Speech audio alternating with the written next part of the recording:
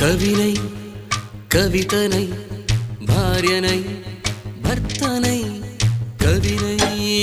కవితనై భార్యనై భర్తనై మల్లెల దారిలో మంచు ఎడారిలో మల్లెల దారిలో మంచు ఎడారిలో పన్నీటి జయ గీతాల కన్నీటి జలపాతాల నాతో నేను అనుగమిస్తూ నాతో నేనే రమిస్తూ ఒంటరినై అనవరతం కంటున్నాను నిరంతరం కలల్ని కథల్ని మాటల్ని పాటల్ని రంగుల్ని రంగవల్లుల్ని కావ్య కన్యల్ని ఆడపిల్లల్ని జగమంత కుటుంబం నాది ఏకాకి జీవితం నాది